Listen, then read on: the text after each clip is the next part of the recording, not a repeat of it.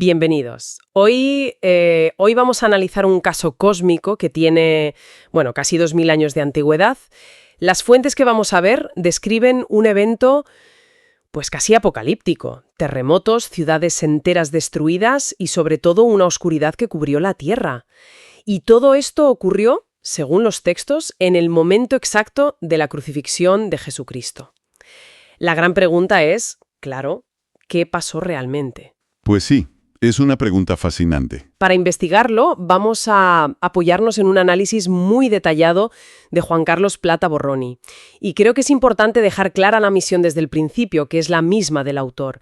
Esto no es un intento de desmentir la fe, ni mucho menos de sacar a 10 de la ecuación. No, para nada. Es más bien una exploración de cómo una inteligencia superior, si se quiere, podría haber actuado. O sea, usando las propias leyes de la física para orquestar algo de esta magnitud. El relato del Nuevo Testamento, en Jerusalén, por supuesto. Luego, una crónica aterradora desde las Américas, en el Libro de Mormón. Y finalmente, un registro, desconcertante, de los astrónomos imperiales en China. La clave será ver si todos esos testimonios encajan. De acuerdo, pues vamos a analizar las pistas una por una. Empecemos por la más familiar, por la de Jerusalén. Los evangelios de Mateo, Marcos y Lucas coinciden en dos puntos clave. Primero, que hubo tinieblas sobre toda la tierra durante 3 horas. Del mediodía a las 3 de la tarde. Eso es. Y segundo, un terremoto. Un terremoto que partió rocas y rasgó el velo del templo. Es un suceso notable, sin duda. Pero es que si cruzamos el Atlántico, la escala del evento se dispara de una forma que es difícil de comprender. El relato de Tres Nefi en el Libro de Mormón no habla solo de un terremoto, habla de un cataclismo. ¿De un cataclismo? ¿Directamente? Directamente. Describe una tormenta grande y horrenda, con truenos que hacían temblar la tierra, y cito, como si estuviera a punto de dividirse en dos. O sea, no es un temblor local, es el planeta entero convulsionando. Vaya tela. Las descripciones son brutales. Habla de relámpagos extremadamente resplandecientes. Pero lo más impactante para mí es la destrucción de ciudades enteras. No es que se cayeran un par de edificios. La ciudad de Zarahemla, dice, ardió hasta los cimientos. Y la de Moroni fue tragada por el mar. Exacto. Y la de Moronía quedó sepultada bajo una montaña que, según el texto, se levantó en su lugar. La conclusión es tajante. Toda la faz de la tierra fue alterada. O sea, la geografía del continente cambió en cuestión de horas. Y tras esas 3 horas de destrucción masiva, llegó la oscuridad. Pero, de nuevo, a otra escala. No fueron 3 horas. Fueron 3 días. Y la descripción es fascinante. No era una simple ausencia de luz. No. El texto dice que se podía, y esta imagen es potentísima, sentir el vapor de tinieblas. Era algo tan denso, tan tangible, que impedía encender cualquier tipo de fuego. Ni antorchas, ni velas, nada. La luz simplemente no podía existir. Es una imagen realmente potente, sí, la de una oscuridad que se puede casi tocar.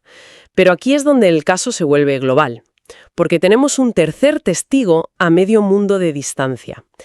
El análisis nos lleva al libro de la dinastía Han posterior, que eran, los anales oficiales de la China de la época. Y resulta que anotaron algo muy extraño. Un suceso que algunos estudiosos datan precisamente en la primavera del año 33 de nuestra era, que es una de las fechas más probables para la crucifixión. Los astrónomos chinos, que eran meticulosos hasta la obsesión, registraron lo que parecía un eclipse, pero lo describieron de una forma muy peculiar. Decían, el yin y el yang se han intercambiado por error, y el sol y la luna se eclipsaron. ¡Qué curioso! La anomalía fue tan grave y de tan mal presagio que el emperador declaró un día de luto nacional, suspendió sus actividades y, se negó a entrar en la sala del trono. O sea que tenemos 3 relatos en 3 continentes que describen un evento de oscuridad y agitación terrestre, aunque con grados de violencia muy distintos. Esto nos obliga a buscar un culpable, una causa común. Y la primera que se nos viene a la mente, claro, es un eclipse solar. Es la explicación más obvia, sí. Pero se cae con una sola pregunta. ¿En qué fecha del calendario judío tuvo lugar la crucifixión? En la Pascua. En la Pascua.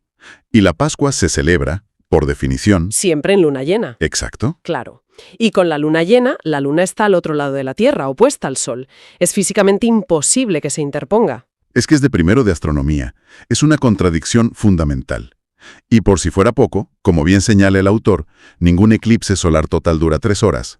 El momento de oscuridad máxima dura como muchos 7 u 8 minutos. Nada que ver con 3 horas. Y para rematar, el catálogo de eclipses de la NASA lo confirma. No hubo ningún eclipse solar visible en Oriente Medio durante la Pascua en ninguno de esos años. O sea, caso cerrado para el eclipse. Vale, pues tachamos el eclipse. Pero ese vapor de tinieblas que se podía sentir en América, a mí eso me suena a ceniza volcánica. Una erupción masiva o varias podrían haber lanzado suficiente material a la atmósfera como para tapar el sol, ¿no? Y es una idea muy atractiva porque la imagen de un cielo oscurecido por ceniza es algo que hemos visto en erupciones modernas, como la del Pinatubo. Te hace pensar, claro, esto podría ser. El problema, como siempre, es la escala y la física. Las nubes de ceniza y gas ardiente, los llamados flujos piroclásticos, son fenómenos locales y extremadamente calientes. Hablamos de 300 a 700 grados Celsius. Uf, vale. Si algo así cubriera un continente, no lo oscurecería, lo esterilizaría. Para que esa oscuridad de ceniza cubriera todo un continente y además se notara algo en Asia, ¿qué tendría que haber pasado? Pues tendría que haber ocurrido un espasmo geológico sin precedentes. No una erupción, sino docenas de supervolcanes entrando en erupción de forma perfectamente sincronizada, a lo largo de todo el cinturón de fuego del Pacífico. Y algo así no ocurre espontáneamente. Necesitaría un gatillo, una fuerza externa que sacudiera al planeta entero. De acuerdo. La teoría volcánico por sí sola no se sostiene. Lo que nos lleva a la tercera gran posibilidad. Un impacto. Un buen meteorito podría causar terremotos globales y lanzar polvo a la atmósfera. Eso sí que cuadra, ¿no? Podría. Un impacto es sin duda un evento cataclísmico. Pero nos deja con dos problemas que son insalvables. El primero es el cuerpo del delito. El cráter. Un impacto con la energía necesaria para desencadenar efectos globales dejaría una cicatriz de decenas, si no cientos de kilómetros. Sería visible, claro. Sería visible desde el espacio. Y, sencillamente, no existe un cráter de impacto conocido que date de hace 2000 años. Un momento. ¿Y si cayó en el océano? El 70% del planeta es agua. ¿Podría estar oculto? Es una buena pregunta. Pero incluso un impacto oceánico dejaría huellas imborrables. Primero, un megatsunami. Las evidencias geológicas de eso seguirían siendo detectables hoy. Y segundo, incluso sin un cráter visible, una alteración tan masiva de la corteza dejaría una anomalía gravitacional que nuestros satélites podrían medir. Y no hemos encontrado nada parecido. Vaya. ¿Y cuál es el segundo problema? El tiempo de recuperación. Un impacto que levanta tanto polvo como para causar 3 días de oscuridad no se detiene ahí. Habría provocado lo que se conoce como un invierno de impacto, bloqueando la luz solar durante años, quizá décadas. Una pequeña edad de hielo. Eso es. Sin embargo, los relatos, sobre todo el americano, son muy claros. La destrucción duró unas horas, la oscuridad 3 días, y después se afirmó la Tierra otra vez. La vida volvió a la normalidad geológica increíblemente rápido. Un impacto es un martillazo. Lo que describen las fuentes es más como una sacudida, violenta pero breve. De acuerdo. Hemos tachado de la lista las causas más, digamos, terrestres. Ni un eclipse de nuestra luna, ni volcanes, ni un meteorito. Parece que nada de eso explica todas las piezas del puzzle sin crear contradicciones enormes. Esto nos obliga a levantar la vista mucho más allá, ¿no? ¿Y si el culpable no vino de la Tierra, sino del espacio profundo? Precisamente. Aquí es donde el autor del análisis presenta su hipótesis central, la única que parece capaz de explicarlo todo. El paso cercano a la Tierra de un objeto masivo, un astro errante, lo que hoy llamamos un planeta vagabundo. Planetas que flotan solos por el espacio. Suena a ciencia ficción, pero cada vez tenemos más pruebas de que existen, ¿verdad? Totalmente. Ya no es ciencia ficción. El telescopio James Webb ha empezado a detectar cientos de estos objetos. La galaxia está llena de ellos. La lógica del autor es que solo una fuerza gravitacional externa y descomunal podría explicarlo todo a la vez. Al pasar cerca, tiraría del manto líquido que hay bajo la corteza terrestre. Como si apretara una pelota de goma. Justo, provocando terremotos y erupciones en todo el globo. y al mismo tiempo tiraría de los océanos causando tsunamis. Sería ese desencadenante externo que nos faltaba. Espera un momento. Entonces, lo que en Jerusalén se vio como una oscuridad de 3 horas, era en realidad la sombra de otro planeta pasando por delante del Sol. Es que la escala de esto es alucinante. Es para quedarse sin palabras. Esa es la propuesta. No un eclipse causado por nuestra pequeña luna, sino el tránsito de un cuerpo mucho más grande que al pasar entre la Tierra y el Sol provocó un eclipse mucho más largo y profundo. Vale, analicemos la física de esto porque es clave. Usemos la Luna como referencia. Es mucho más pequeña que la Tierra, está a unos 380.000 kilómetros y su tirón es suficiente para crear las mareas. Si un objeto de su tamaño pasara mucho más cerca, la cosa se pondría fea, ¿no? Se pondría terminal. La gravedad mutua probablemente destrozaría ambos cuerpos o los haría colisionar. Por eso la hipótesis no propone un objeto más cercano, propone un objeto mucho más grande, pasando más lejos. Ah, vale. Imaginemos un cuerpo del tamaño de Marte, pero que pasa a una distancia segura, digamos a 1.000.000 de kilómetros. Estaría lo suficientemente lejos para no destrozarnos, pero su tirón gravitacional sobre la Tierra sería brutal. Sería como si la mano de un gigante agarrara nuestro planeta y lo sacudiera con fuerza durante unas horas. Y esto tiene una implicación fascinante para la Luna. Si todo esto ocurrió durante la Pascua en el luna llena, nuestra Luna estaba segura al otro lado del planeta. Exactamente.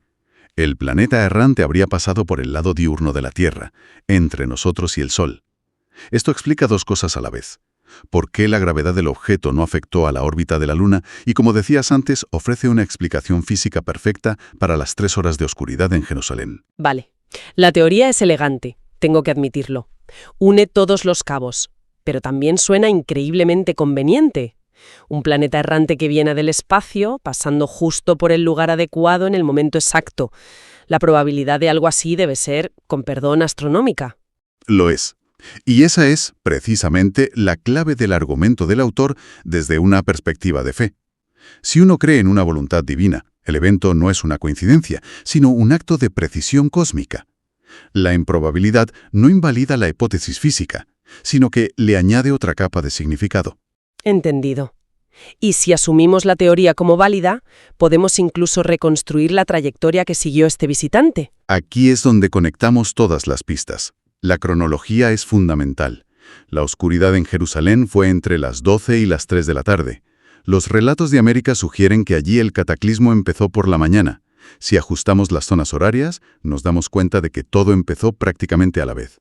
Fue simultáneo. Simultáneo, lo que refuerza la idea de una única causa externa y muy rápida. Basándose en esto, el autor propone una trayectoria recta, de este a oeste. El objeto habría cruzado el plano de nuestro sistema solar pasando por delante de la Tierra. Esta trayectoria explicaría perfectamente por qué los efectos más violentos se concentraron en las Américas, la parte del planeta que estaba de cara al objeto. Recibió el tirón más directo. Eso es. Oriente Medio también estaba en esa cara, pero más de perfil, por lo que sintió el terremoto y vio la oscuridad, pero la destrucción fue menor. ¿Y qué pasó en el otro lado del mundo, en Asia?